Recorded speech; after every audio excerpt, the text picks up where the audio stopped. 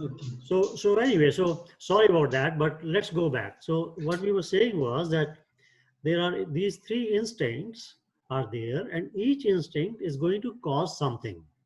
It is going to project itself, and it will result in something.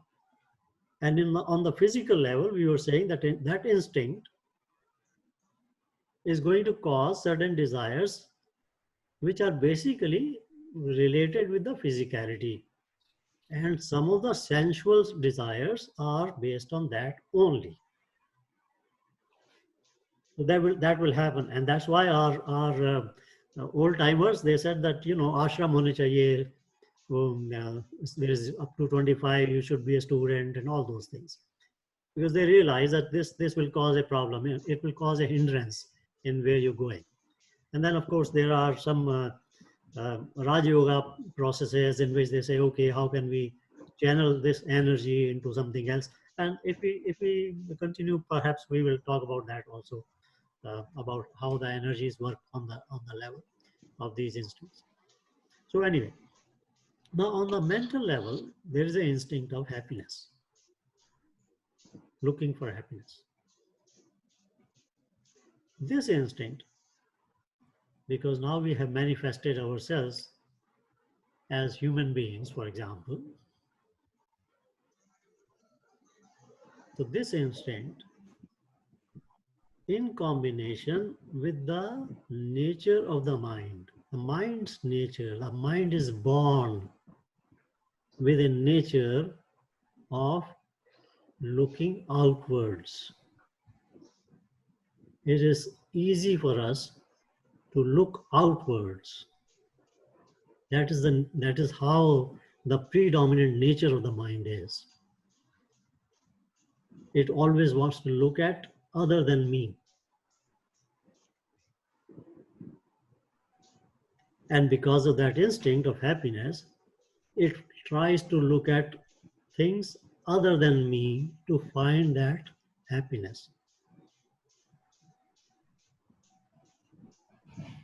And this natural process of the mind, where it is looking outwards to gain that happiness, causes a number of desires.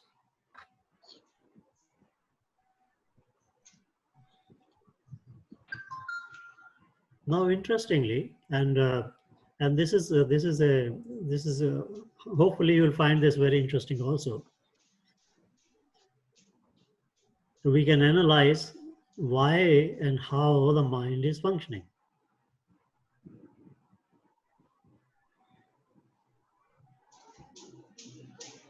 You see, a calm mind is also the inherent nature of the mind.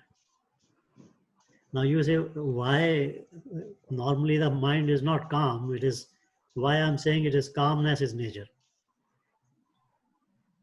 Each and everything that is manifested has a nature of going back to its original state of being.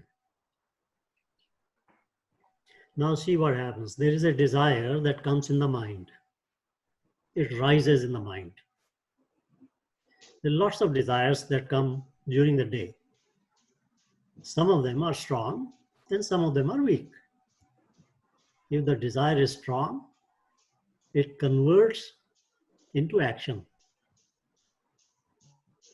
And we then follow that desire. We go towards it to fulfill it. And that is not a deliberate action. It just happens because the desire is strong enough. So it's going to convert into an action. And that action, purpose of that action is to fulfill that desire. And if we, for a moment, if we assume that that action actually concludes in getting the result that was desired, then the mind calms down. It may calm down for a minute, for an hour, for a day. It's a temporary state, but it will calm down because it has achieved its desire. and then another desire will jump up and another action will take place. But if you analyze the process, what is happening here? The mind always wants to go back to a calm state. Whenever it is disturbed by the flow of a desire, it gets agitated, it creates an action, and it wants to go back to that state of calm. This process, this instinct, this hidden desire of becoming a calm mind is there in all of us. But because our focus is outwards, that state of calm does not stay for a very long period of time.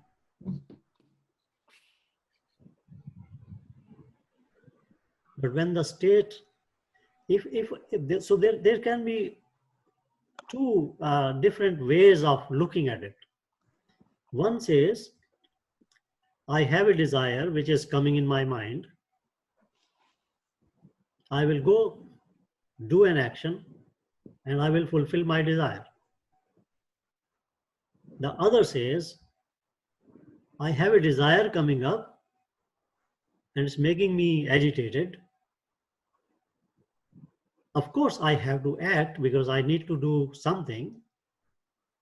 But if I can remove this agitation, I will receive the end result of being calm.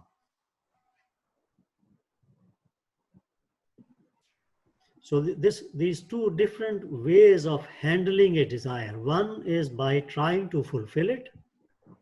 The other is by understanding the desire and going back to the state of calmness by manipulating and controlling the mind itself.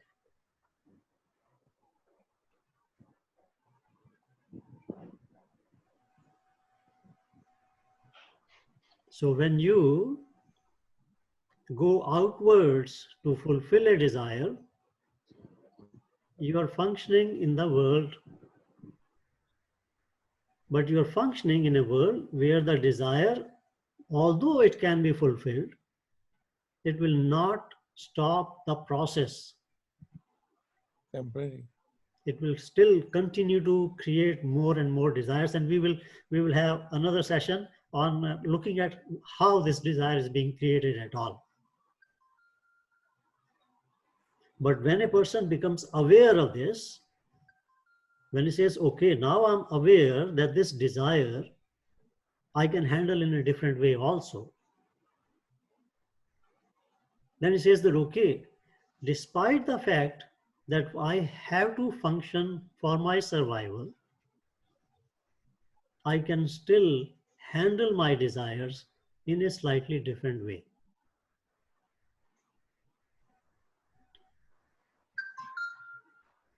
And that awareness is a step towards spirituality. That awareness itself. One of the very simple methods which has been taught since thousands of years is that when you become aware of a desire and you face and look at the desire itself, slowly the desire goes away. That is one process. There are multiple processes, but there's one process which has been told like this. Now, so the process of desire is that desire will rise, and nature of the mind, inherent nature of the mind, will try to bring the mind back to the state of calmness. So the agitation caused by the desire can turn into an action. The action will either result in the fulfillment and getting the desired result, or non-fulfillment or unfulfillment, where the desire is not resulting in the desired result. And when that happens, it will cause further agitation, and it may come out as frustration, as anger, as many other feelings. And there's a, I think mind is a big process, and we can discuss mind perhaps in 3 or 4 different meetings, how this mind is actually working. But for the moment,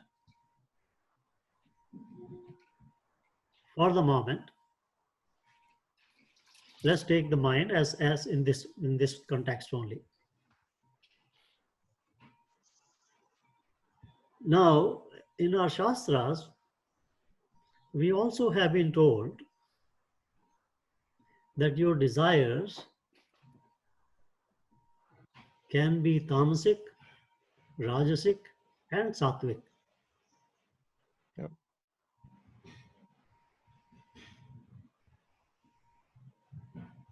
The sattvic desire is the desire for peace, for universal unconditional love, for knowledge, for getting a realization or enlightenment.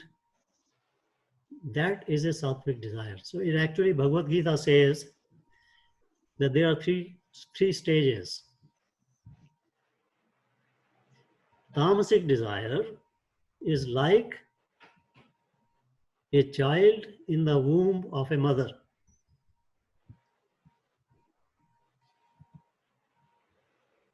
It will take its own time and lots of effort for the child to be born, to come out of that state. A rajasic desire is a desire like dust on a mirror.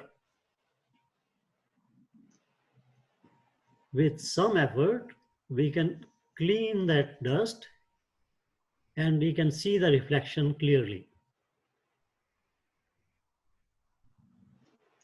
But a sattvic desire is like the smoke around the fire.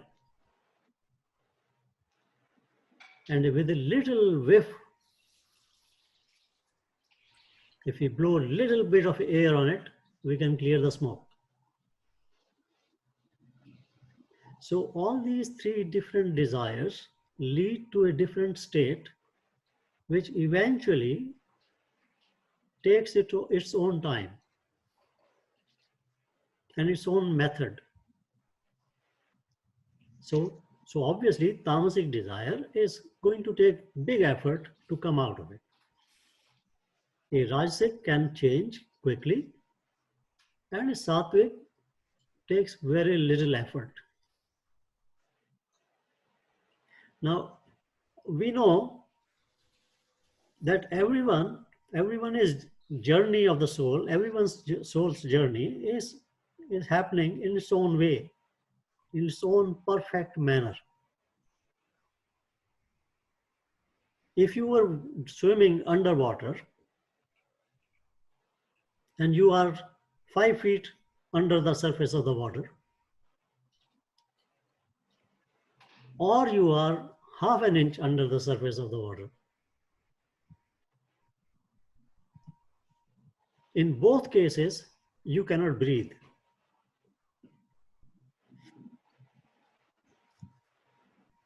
But the person who is only half an inch under the surface of the water takes very little effort to come out and breathe. The person who is 5 feet under the water will take more effort to come out and breathe. So the desires which are sitting, and we will talk about that also again, perhaps maybe in the next session, we will talk more about how this actually works.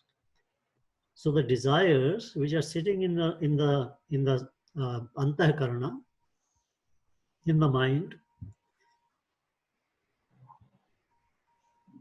depending on the guna of that desire, the quality of that desire, it may take us short time or long time.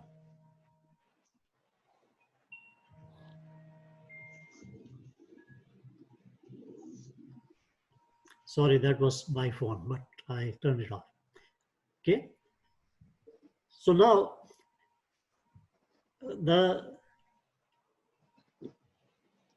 desires have to be understood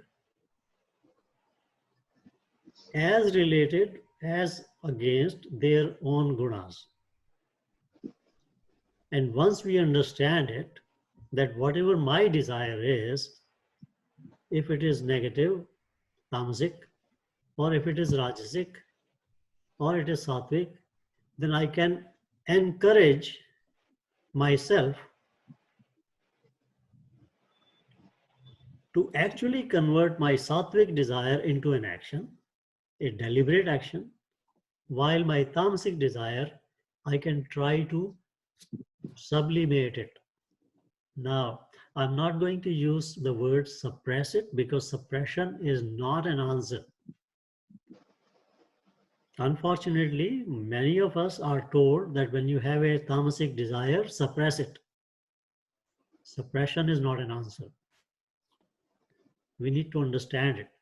But especially in our case, the thing that we can do is when there is a tamasic desire coming up in the mind, we can stand in front of it mentally and say, I know you are a desire, and I know you are a tamasic desire.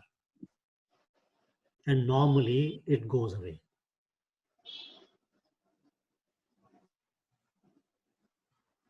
But you were right, and all of you actually said it right. If you do not have a desire, then how will you live?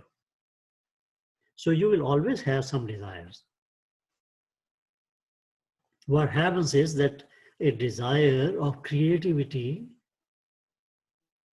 a desire of growth, a desire of progress, even a desire to help others, they are all desires, but they are